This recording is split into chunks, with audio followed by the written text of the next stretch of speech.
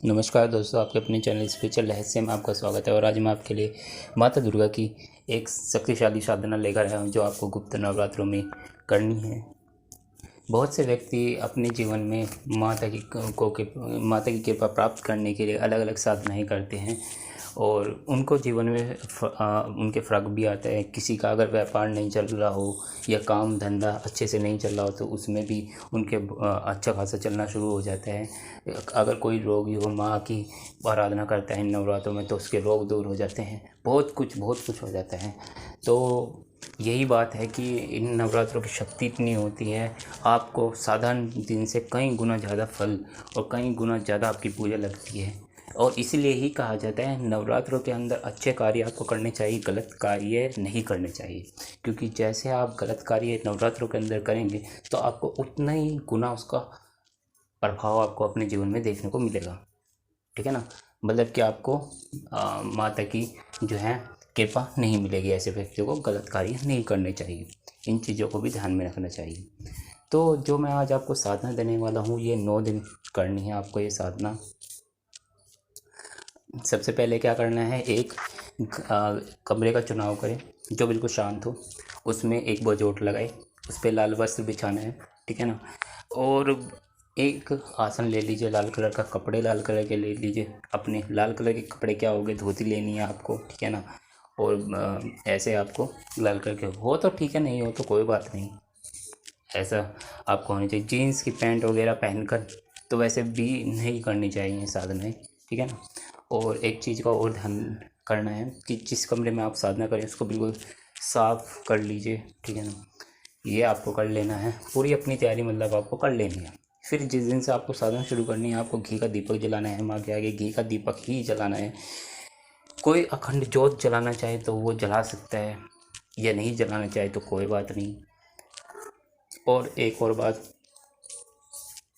आपको माता की जो प्रतिमा रखनी है वो अष्टभुजाधारी प्रतिमा रखनी है। खोखली नहीं होनी चाहिए, माता की प्रतिमा रखनी है। इस बात का ध्यान रखिएगा। मिट्टी की मत लाइएगा। फिर आप यूज़ करने के बाद ऐसे ही कहीं भी लोग बाग डालकर चले आते हैं तो उससे माता रुष्ट होती है। ये अच्छा नहीं रहता है। ऐसा कार्य लोगों को नहीं करना चाहिए। इससे अच्छा होगा कि आप कोई ऐसी प्रतिमा ले आए जो पीतल की हो, तांबे की हो। ठीक है ना। पीतल की ले आइए आप। ठीक है ना। ये भी अच्छी है। तो आप माता की अष्टभुजाधारी पीतल की प्रतिमा ले आइए जो खोखली ना हो। माता की आराधना करने के लिए सबसे अच्छी होती है। उसके बाद आपको अपना जो आपका पूरा जो अपनी तैयारी कर लेनी है, रुद्राक्ष की माला होगी। कमलगट्टे की माला पे भी कर सकते हैं। ठीक है ना। रुद्राक्ष की माला, कमलगट्टे की माला या स्फटिक की माला, तीन ऑप्शन मैंने अब आपको दे दिया है मालाओं के। तीनों में से किसी के ऊपर भी ये साधना करिए, तीनों के ऊपर बिल्कुल अच्छी होगी ये साधना। तो आपको पहले नवरात्रों से जो ये साधना स्टार्ट करनी है, मंत्र मैं आपको पहले बता देता हूँ। सबसे पहले मंत्र है ओम ह्रीं श्रीं चामुंडा सिंह वाहिनी 20 हस्ती भगवती रत्न मंडित सोनन की माल उत्तर पथ में आप बैठी हाथ सिद्ध वाचा रिद्धि सिद्धि धन धान्य देही देही क्रू क्रू स्वाहा। ये मंत्र है आपका। इस मंत्र का जाप आपको 9 दिनों में 1.25 लाख जाप करना है। मंत्र बड़ा है मंत्र। ठीक है ना। तो संकल्प लेने से पहले पहले देख लीजिएगा कि आप कर पाएंगे या नहीं कर पाएंगे। अगर आप 1.25 लाख आप नहीं कर पाएंगे तो आप 51,000 जाप भी कर सकते हैं। लेकिन मैं कहूँगा आप 1.25 लाख ही जाप करें इस मंत्र का। आपको बहुत ही अच्छा रिजल्ट आपको देखने को मिलेगा इस मंत्र का। क्योंकि आप अगर और दिन करने बैठेंगे इस मंत्र को नवरात्रों से अलग तो आपको काफ़ी ज़्यादा जाप इस मंत्र को करना पड़ता है और इतना प्रभाव भी नहीं आता है। लेकिन जो नवरात्रों में इसका प्रभाव है वो कई गुना ज़्यादा बढ़ जाता है और आपको शुरुआत से ही आपको अनुभव होने लग जाएगा कि ये मंत्र कितना शक्तिशाली है। तो आपको ये साधना आपको पूरे 9 दिन आपकी चलेगी। ठीक है ना। आपको माला मैंने आपको बता दी, जाप आपको बता दिया। आपको देखना है कितने कितने मात्रा में आपको जाप करना है। ठीक है ना। 9 दिन के अंदर आपको 1.25 लाख जाप पूरा कर लेना है। और पहली माला आपने ध्यान रखिए गणेश जी की, भैरव जी की, गुरु की, और फिर उसके बाद अपने जो माँ है उनका जाप करना है आपको। अगर आप दूसरी साधनाएं कर रहे हैं या पहले से ही आप कोई और साधना करते हुए आ रहे हैं तो आप वो साधनाएं भी कर सकते हैं। मैं नहीं कहूँगा कि आपको कि वो आप पहले साधनाएँ करते आ रहे थे उनको छोड़कर फिर ये साधना करने लग जाइए, ऐसा ये सही नहीं रहेगा। आप जो पहले से करते हुए आ रहे हैं या काफ़ी समय से आप बहुत दिनों से दूसरे मंत्रों का जाप कर रहे हैं माँ के, जैसे नवारण मंत्र होगा, सिद्ध कुंज का मंत्र होगा, या माँ के स्रोत का पाठ करते हैं आप, कवच का पाठ करते हैं आप, तो उनका पाठ कर सकते हैं। तो मैंने आपको बता दिया है, जिस दिन आपका जाप पूरा हो जाएगा अंतिम नवरात्र में, तो आपको इसकी 11 माला आहुति करनी है। 11 माला आपको आहुति करनी है, या दशांश हवन करना चाहे तो दशांश हवन भी कर सकते हैं, लेकिन वो काफ़ी बड़ा हो जाएगा। इससे अच्छा होगा कि आप 11 माला आहुति करिए। घी से आहुति होगी इसकी, ठीक है ना, घी से ही आपको आहुति करनी है। अगर हो सके तो कमल के फूल से, ठीक है ना, कर सकते हैं, इसकी आहुति में यूज़ कर सकते हैं। लेकिन अगर नहीं मिलता है तो आप गुलाब के फूल भी आप यूज़ कर सकते हैं इसमें, गुलाब का फूल भी काफ़ी अच्छा रहेगा। लेकिन आपको अगर ये चीज़ें नहीं मिलती है तो घी से ही आप इसकी आहुति करें, और बस आपकी इस प्रकार आपकी साधना पूर्ण हो जाएगी। उसके बाद आपको कन्या भोज कराना है, कन्या भोज करा सके तो बहुत उत्तम रहेगा, ठीक है ना। और उसके बाद आपकी इस प्रकार ये साधना कंप्लीट हो जाएगी। फिर एक बात कहता हूँ, संकल्प सोच समझ के लीजिएगा।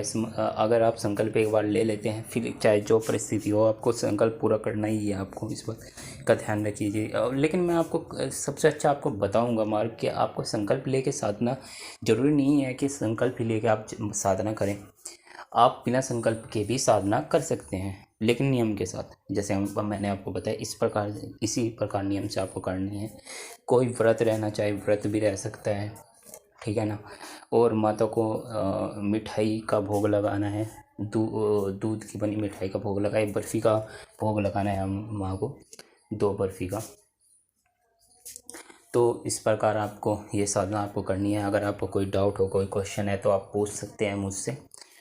और इस मंत्र का प्रभाव ये होगा आपके जीवन में, धन धान्य, किसी प्रकार की आपके जीवन में कोई भी समस्या हो, शत्रु बाधा हो, कोई भी समस्या हो, सभी प्रकार की समस्याएं आपके जीवन की दूर हो जाएंगी इस मंत्र को जाप करने के बाद।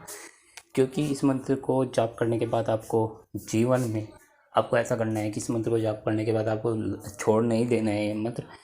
हो सके तो कम से कम 11 माला डेली रूटीन में इसी करिएगा, ठीक है ना। सुबह शाम करिए या सुबह सुबह को कर लीजिए, वो भी काफ़ी अच्छा रहेगा।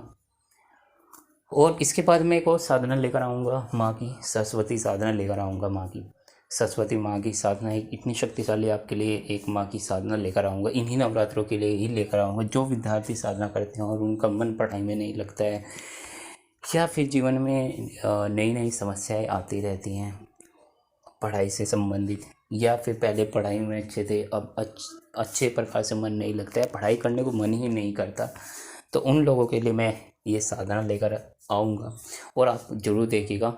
और इससे पहले मैंने माता लक्ष्मी की भी पहले साधना दी हुई है।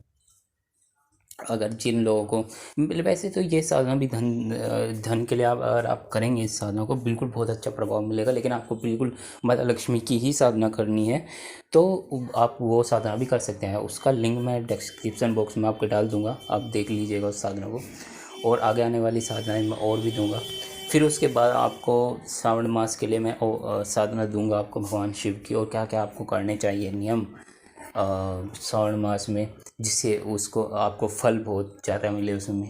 क्योंकि श्रावण मास एक ऐसा महीना होता है, अगर इसके अंदर आप कोई पाप भी करते हैं तो आपको कई गुना इसका पाप भोगना पड़ता है, और कई जन्मों तक का इसके पाप आपको का पीछा नहीं छोड़ते। लेकिन हाँ, अगर आप इन महीनों में पाप नहीं करते, करने भी नहीं चाहिए, वैसे भी नॉर्मली मैं कहूँगा करने नहीं चाहिए, क्योंकि कोई भी पाप अगर आप अपनी ज़िंदगी में करते हैं तो उसका पाप का फल आपको ज़रूर भोगना पड़ता है। अगर आप अच्छे कर्म करेंगे अच्छे फल आपको मिलेंगे, गलत काम आप करेंगे तो गलत काम के कर्म आपको भोगने पड़ेंगे। तो इसके लिए मैं आपको कहूँगा कि अच्छे अच्छे कार्य अपने जीवन में कीजिए, और माता की कृपा प्राप्त करने के लिए आप ये साधना ही कीजिए जो मैं आपको दे रहा हूँ। वीडियो को लाइक शेयर बिल्कुल कीजिए, क्योंकि जितने ज़्यादा लोग इन वीडियो को देखेंगे, जानेंगे, समझेंगे, उतना ही उनको फ़ायदा होगा। क्योंकि मैं यहाँ पर कोई शुल्क नहीं ले रहा हूँ, और आपको बिल्कुल नई साधना मैंने निकाली है आपके लिए। काफ़ी अच्छा और प्रभावी मंत्र है, अगर आपका कोई क्वेश्चन है या आपको कुछ पूछना है तो आप बिल्कुल मुझसे पूछ सकते हैं। हर प्रकार की समस्या हल हो जाएगी अगर आप इस साधना को करते हैं, ठीक है ना। बस मुझे इतना ही बताना था। अगर आपका कोई क्वेश्चन है तो आप अपना क्वेश्चन करिएगा ज़रूर। चैनल को लाइक करें, सब्सक्राइब कीजिए और वीडियो को शेयर ज़रूर कीजिए। आप हमेशा भूल जाते हैं शेयर करना। तो नमस्कार, जय सिया राम।